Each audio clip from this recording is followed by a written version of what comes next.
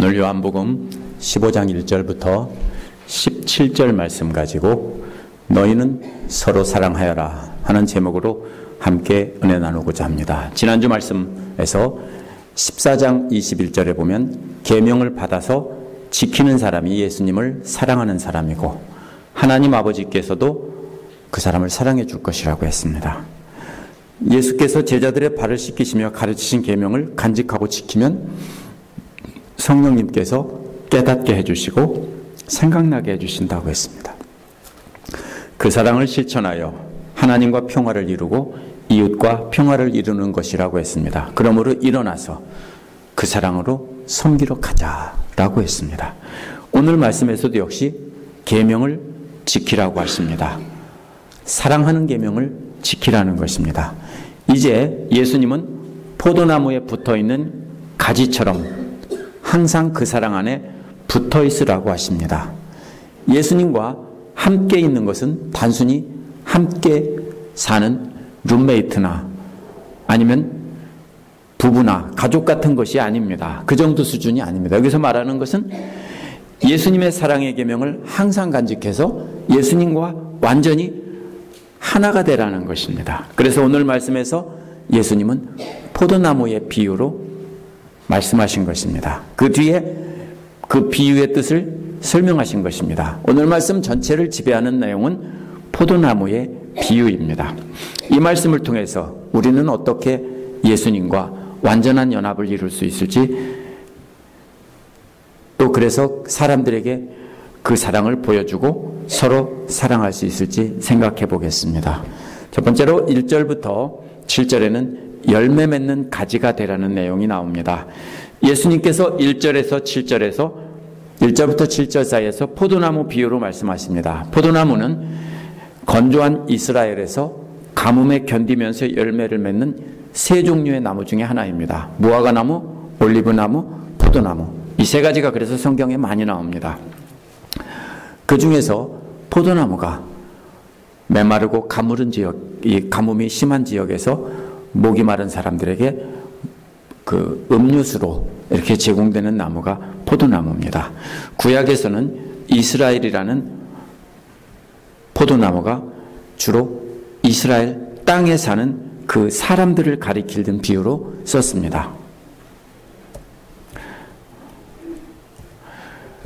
그래서 초점이 어디에 맞춰 있었냐면은 그 땅에 초점이 맞춰 있었습니다. 그런데 참 포도나무이신 예수님이 오시면서 이제는 땅이 아니라 예수님 자신에게 초점이 맞춰져 있습니다. 그래서 예수님과 완전한 연합을 이루면 누구든지 이제 포도나무에 연결되어 있는 가지가 된다는 것입니다. 제자들은 포도나무가 상징하는 것을 너무나 잘 알기 때문에 예수님은 아무런 줄거리나 이야기 없이 그냥 자신을 포도나무에 비유했습니다. 보통 비유를 말씀하실 때는 이야기를 하시잖아요. 근데 여기서는 하지 않은 이유가 너무나 잘 알기 때문에 이렇게 포도나무만 말씀하셨습니다. 1절에서 예수님은 자신을 참 포도나무라고 하십니다. 참자를 왜 붙였습니까?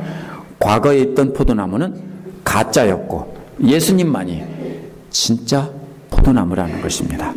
가짜 포도나무들은 물론 가짜 메시아들 그리스도도 있지만 예수님 당시 율법을 가르치던 제사장과 바리새파 사람들이었습니다. 자신들에게 붙어서 율법을 배워야 생명을 얻을 수 있다고 했지만 사실은 자기들도 생명이 없는 사람들입니다. 저들은 사람들을 자신에게 붙게 해서 모아서 불 때는 사람들입니다. 살리는 사람들이 아니라.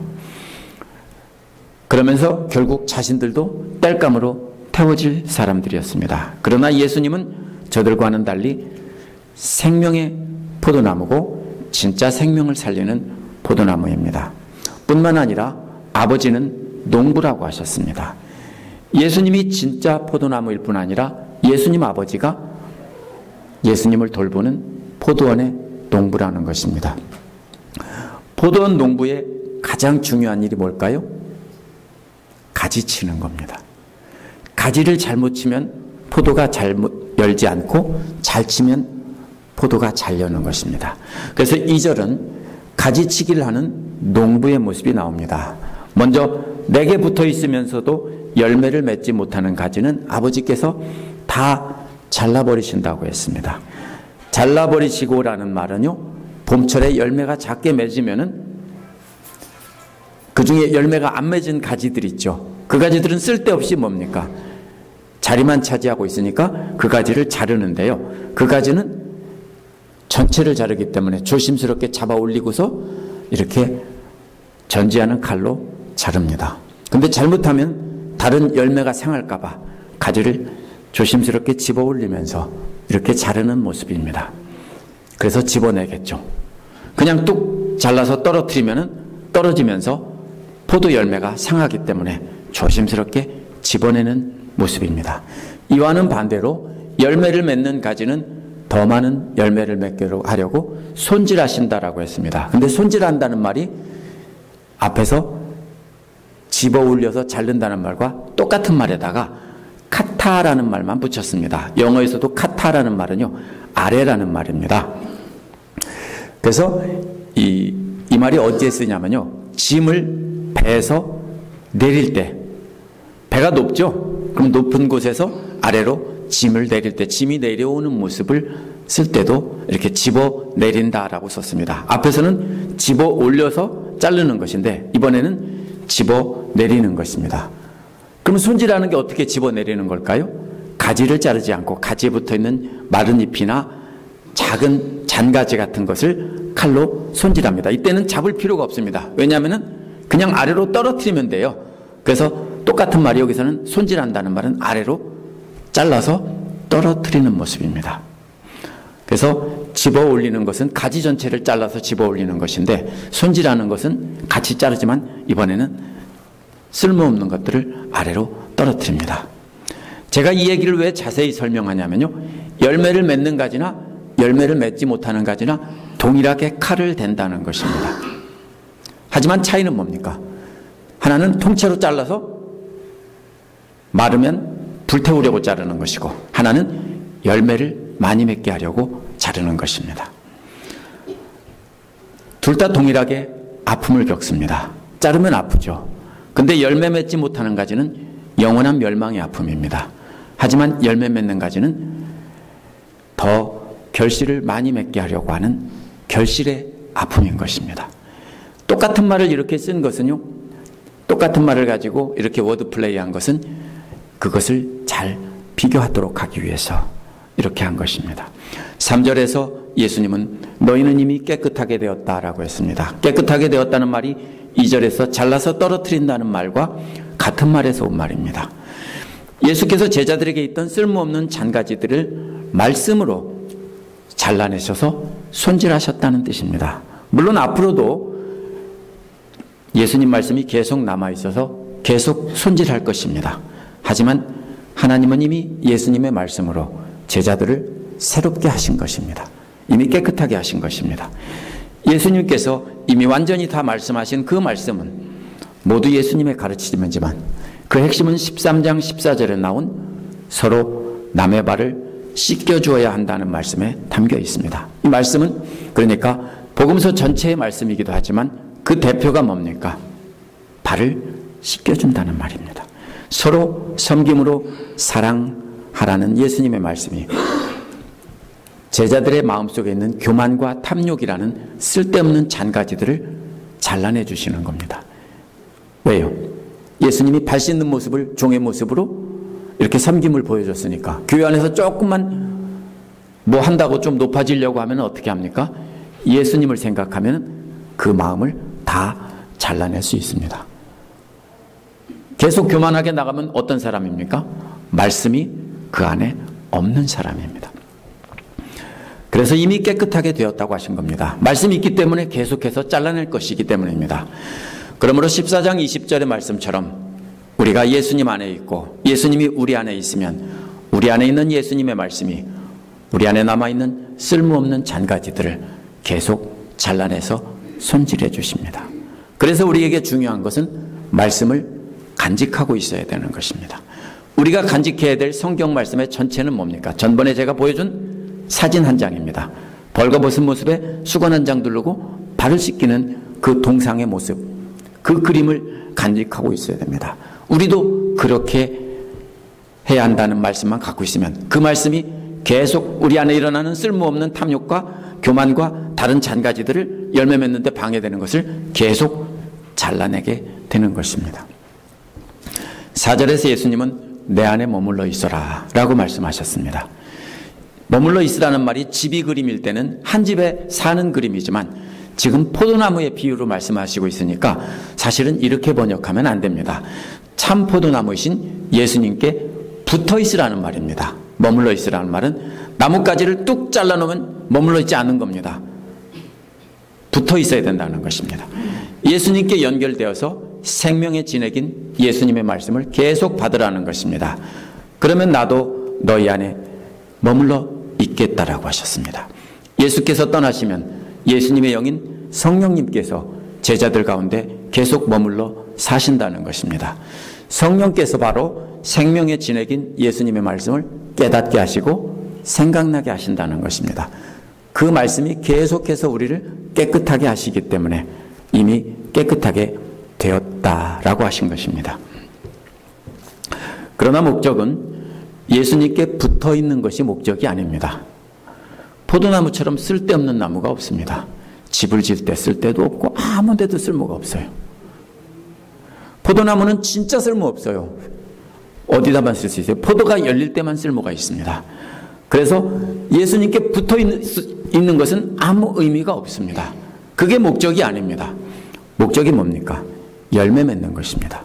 붙어 있지 않으면 열매를 맺을 수 없는 것 같이 너희도 내 안에 머물러 있지 않으면 열매를 맺을 수 없다라고 하셨기 때문입니다. 원어에서는 가지가 포도나무에 붙어 있다는 말이나 예수님 안에 머물러 있다는 말이나 똑같은 말입니다.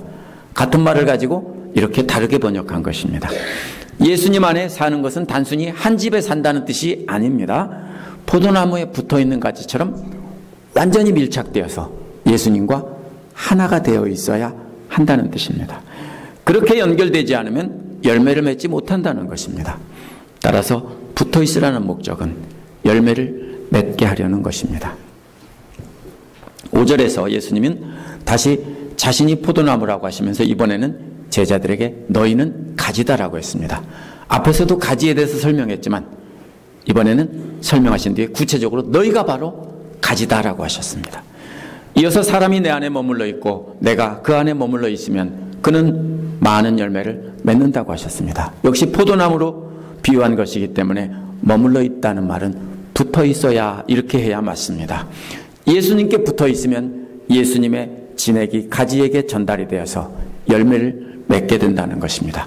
반대로 예수님을 떠나면 포도나무 가지가 뚝 잘라져서 있으면 그거 어디다 써요? 아무 데도 쓸모가 없다는 겁니다.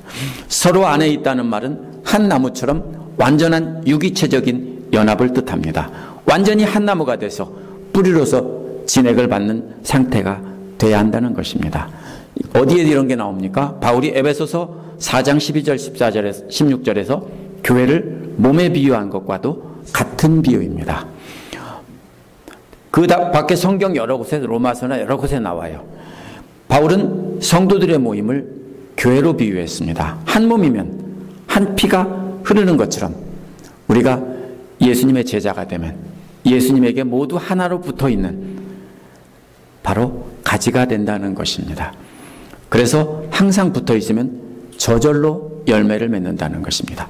가지가 내가 열매 좀 맺어야지 한다고 맺는 것이 아니라 가지가 할 일은 붙어 있는 겁니다. 최선을 다해 붙어 있으면서 거기서 나오는 모든 것을 다 받아먹고 그러면 저절로 열매를 맺는 것입니다.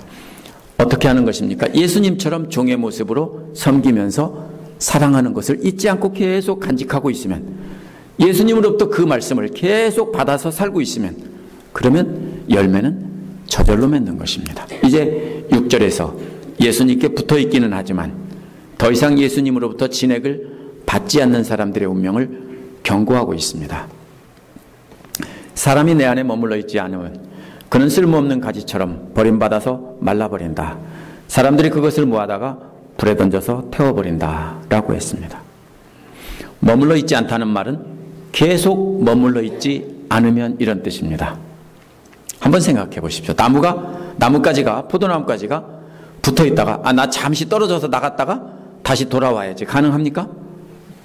안 돼요. 이 말은 뭐냐면 계속 붙어 있어야 된다는 거예요. 단 한순간도 떨어져 있으면 안 된다는 뜻이에요. 나 잠시 세상 나갔다가 내 맘대로 하다가 다시 돌아와서 교회 와서 내가 예수님 말씀 듣고 예수님 말씀대로 살겠습니다. 그 뭐예요? 주일마다 가지를 뚝 잘라서 일주일 동안 바싹 말렸다가 다시 청테이프로 붙여놓는 것과 똑같은 것입니다. 이 말이 뭡니까? 항상 붙어 있어야 되는데 붙었다 떨어졌다 하는 것은 죽은 가지라는 겁니다. 그런 거는 말라버리기 때문에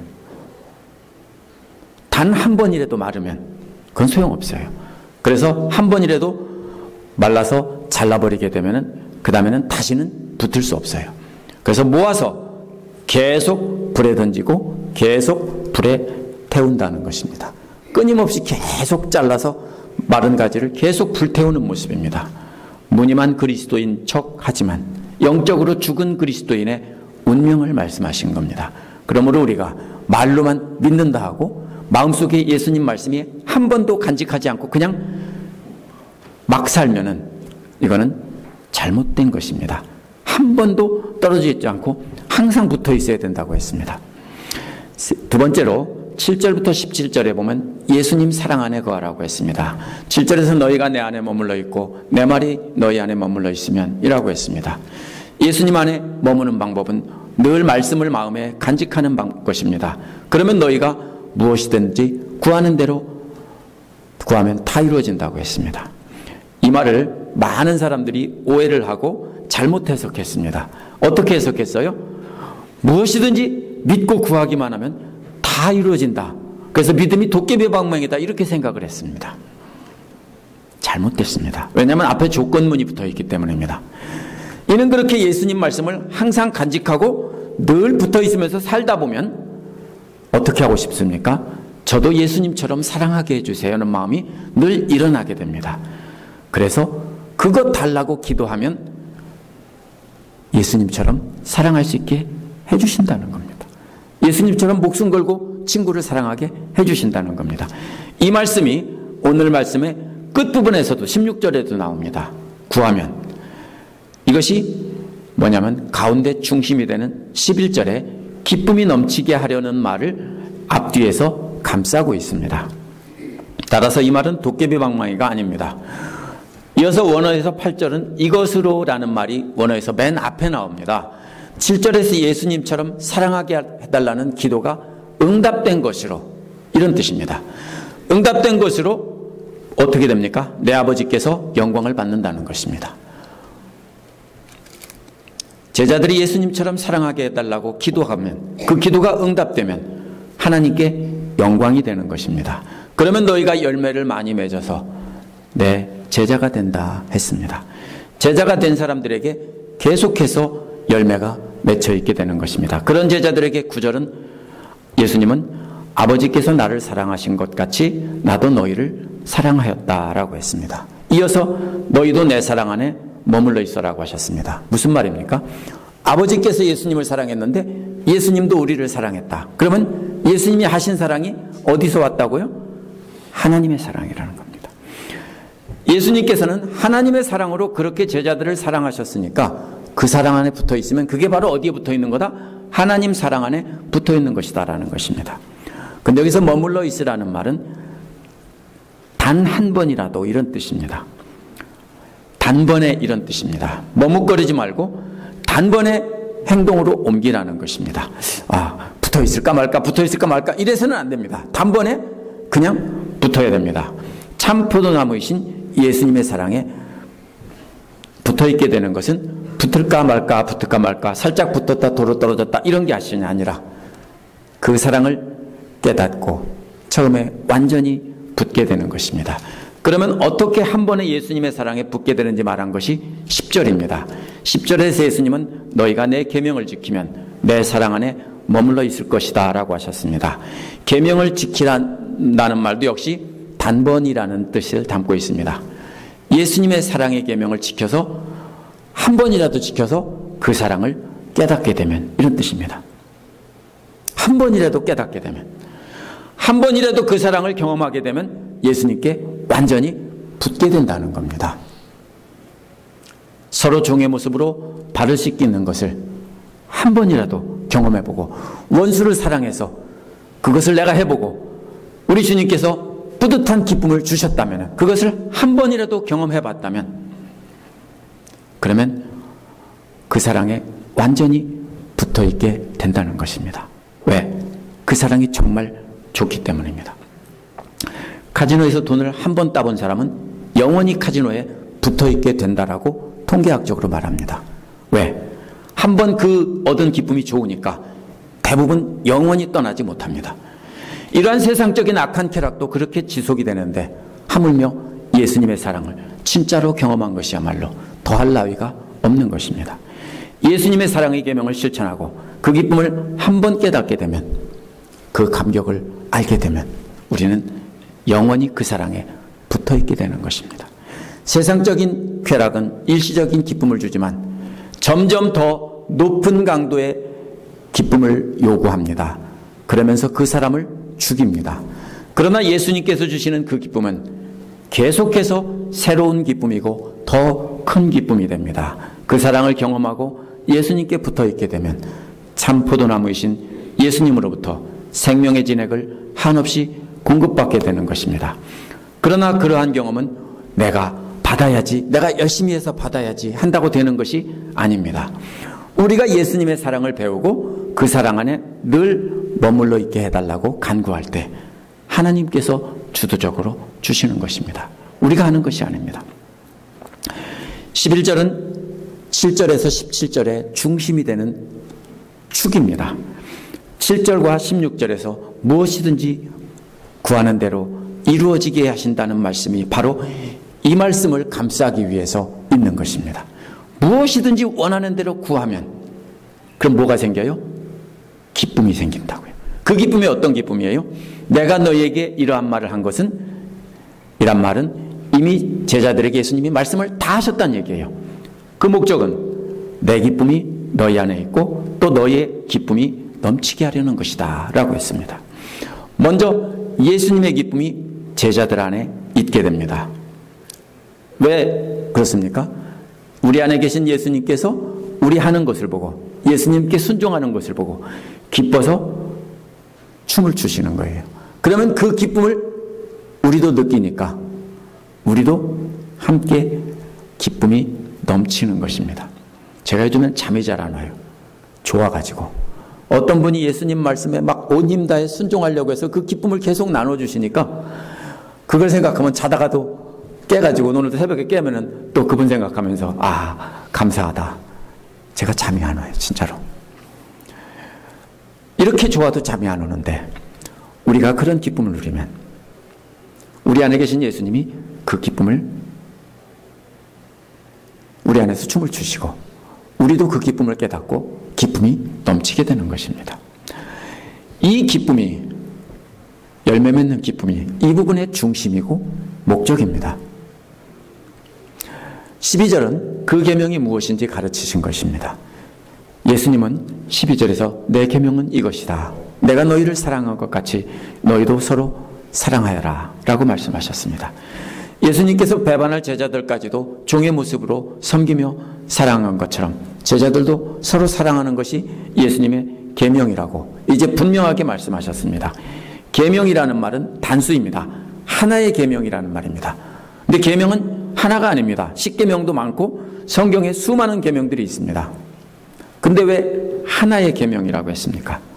마태복음 22장 35절에 39절에 보면 한 율법사가 가장 큰 계명이냐 뭐냐고 물었을 때 예수님은 이웃사랑이다 라고 대답하셨습니다.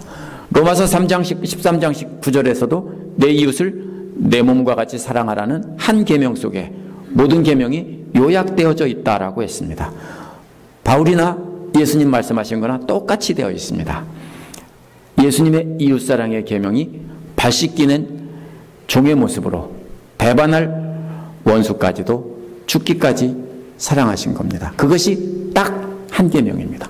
긴 말할 필요 없습니다. 우리가 그것을 할 줄 안다면 우리는 계명을 다 지킨 것입니다. 그 사랑이야말로 바로 구약 성경의 모든 율법을 요약한 것이고 성경 전체를 완성하는 것입니다. 그래서 13절은 예수님께서 본을 보이신 그 사랑이 뭔지 설명한 겁니다. 13절에서 예수님은 사람이 자기 친구를 위하여 자기 목숨을 내놓는 것보다 더 큰 사랑은 없다라고 하셨습니다. 누구 얘기하는 겁니까? 남 얘기하는 게 아니라 예수님 자신의 사랑을 이야기하는 겁니다. 예수님께서 이미 그렇게 하기로 결정하셨다는 겁니다. 14절에서 예수님은 너희는 나의 친구이다 라고 하셨습니다. 그 조건은 내가 너에게 명한 그것을 행하기만 하면 너희는 나의 친구다 라고 하는 겁니다. 예수님께서 말씀하신 그 사랑의 계명을 지키기만 하면 너는 내 친구야. 그래서 나는 너를 위해서 목숨까지 내놓는다. 이 말씀입니다. 제자들에 대한 또 다른 사랑을 보여주신 것이 15절에 나옵니다. 15절에서 예수님은 이제부터 내가 너희를 종이라고 부르지 않겠다. 종은 그 주인이 무엇을 하는지 알지 못한다. 나는 너희를 친구라고 불렀다. 내가 아버지께서 들은 모든 것을 너희에게 알려주었기 때문이다 라고 하셨습니다. 예수님은 예수님의 계명을 지키는 자들을 친구 삼아주시고 하나님께서 말씀해 주신 모든 비밀을 다 알려주셨다는 겁니다. 여기서 우리가 예수님께서 말씀하신 친구라는 의미를 알아야 합니다. 오늘날 친구라는 뜻이 아닙니다. 이 말은요. 예수님 당시 그리스 로마 세계 그 헬레니즘의 문화에 있던 이상적인 우정이라는 말은 충성심을 특별히 강조한 것이다 라는 것을 알아야 합니다. 이 우정은 뭐냐면요, 왕과 신하 사이의 우정이나 아니면 지배자와 그를 따르는 추종자 사이의 우정을 말하는 것입니다. 구약 성경에는 어디 나오냐면요, 이사야 41장 8절에 하나님이 아브라함을 친구라고 불러주고, 출애굽기 33장 11절에 보면 여호와께서 모세에게 친구에게 대하듯 하셨다는 말이 나옵니다. 여기서 예수님이 말씀하신 우정이란 바로 그런 것입니다. 옛날 고대 사회에서 지배자가 자기가 지배하는 사람을, 다스리는 아랫사람으로 대하지 않고 동등하게 친구로 대해주는 것입니다. 같이 맘먹는 친구가 아니고요, 그렇게 친구로 대해줘서 특별 대우를 해준다는 뜻입니다. 그래서 이런 경우에는 친구로 대하며 모든 것을 숨김없이 다 말해주고 자기가 가진 재산, 모든 권력도 다 나눠주고 다 이렇게 한다는 것입니다. 그만큼 믿을 만한 사람이기 때문입니다. 이러한 친구는 아첨꾼과는 분명히 구별됩니다. 이 아첨꾼은 힘 있는 사람에게 사랑하는 척하고 충성하는 척합니다. 그래서 대부분 구별하지 못해요, 지혜 없는 사람들은. 하지만 별 볼 일 없는 사람들에게는 함부로 합니다. 그러나 진실한 신하인 왕의 친구는 왕에게도 거짓 없는 사랑으로 하면서 사랑하는 척 하지 않습니다. 진짜 사랑을 합니다. 그리고 자기 아랫사람들에게도 역시 그렇게 사랑하는 겁니다. 오늘날 누가 예수님의 친구인지 알아볼 수 있습니까? 이거 하나가 딱 기준입니다. 만약 힘 있는 사람에게 사랑하는 척하지만 그렇지 않은 사람은 무시하고 개무시한다면 예수님의 친구가 아닙니다.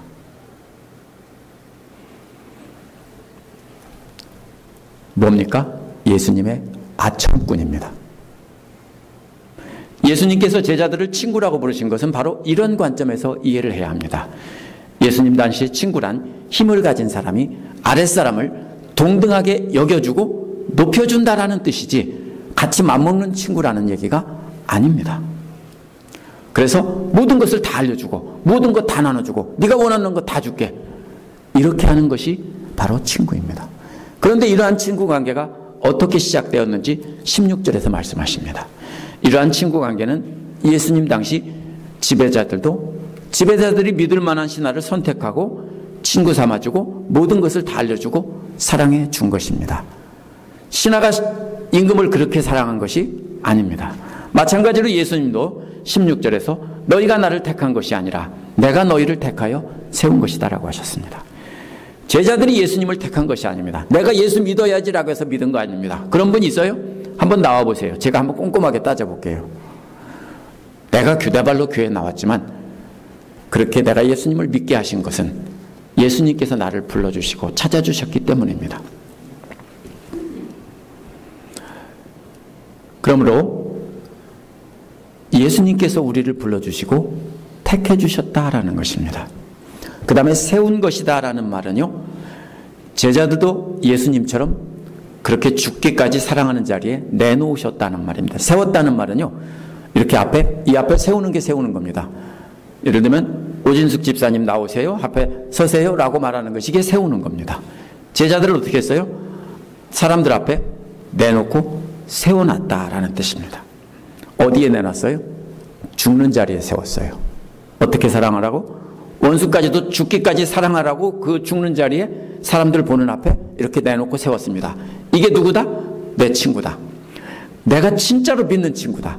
내가 이 사람을 위해서 죽었고, 내가 이 사람을 위해서 모든 것을 다 내놨고, 이 사람은 내가 진짜로 믿을 만한 내 모든 것을 다 줄 수 있는 내 사랑하는 친구다 하고 세상 사람들 앞에 이렇게 또 교회 다른 성도들 앞에 내놨다는 뜻입니다. 그런데 이 모습은 마치 달리기 선수를 출발선에 세워놓은 그런 심판관과 같은 모습입니다. 신호총을 준비하고 있으면서 준비하고 다 그 출발선에 엎드리게 하는 모습입니다. 이게 세우는 겁니다. 그렇게 택하시고 세우는 목적이 그것은 너희가 가서 열매를 맺어 그 열매가 남아있게 하려는 것이다 에 나옵니다. 15장 31절에서는 여기를 떠나자고 했는데 이제 제자들의 사랑에 달리기에 선수로 택하셔서 출발선에 세워놓고 이제는 신호총을 빵 쏘신 모습이 가서라는 말입니다. 이제 달려가라는 것입니다. 제자들은 이웃에게 달려가서 사랑의 열매를 맺어야 합니다. 이 열매를 전도한 것이라고 해석하는 사람들이 있지만 이것은 전도한 사람들이 아닙니다. 예수님과 같은 사랑들을 사람들 앞에 보여주는 것을 사랑의 열매라고 하는 것입니다.